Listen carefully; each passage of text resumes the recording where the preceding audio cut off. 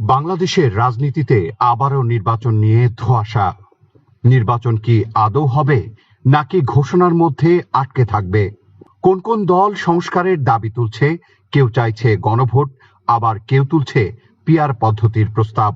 অন্তর্বর্তী সরকারের প্রধান উপদেষ্টা ইতোমধ্যেই নির্বাচনের সময় ঘোষণা করেছেন।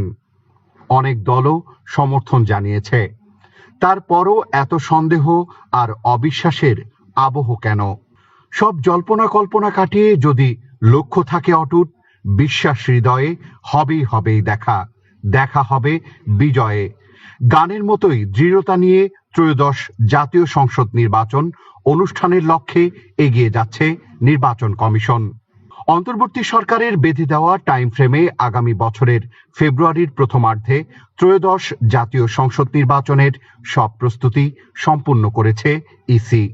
চলতি সপ্তাহে আসছে নির্বাচনের রোডম্যাপ। এদিকে সব দলই প্রার্থী বাছাইয়ের কাজে ব্যস্ত। রমজানের আগেই ভোট হবে এমন ঘোষণায় দেশ জুড়ে তৈরি হয়েছে নির্বাচনী আবহ। প্রধান উপদেষ্টা ডক্টর মোহাম্মদ ইউনূস নির্বাচনকে ঘিরে সব প্রস্তুতির তদারকি করছেন।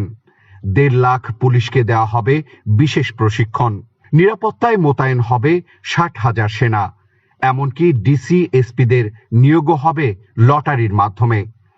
অতীতের মতো নয়, এবার সিইসি স্পষ্ট জানিয়ে দিয়েছে অযাচিত কোনো দাবি শোনা হবে না।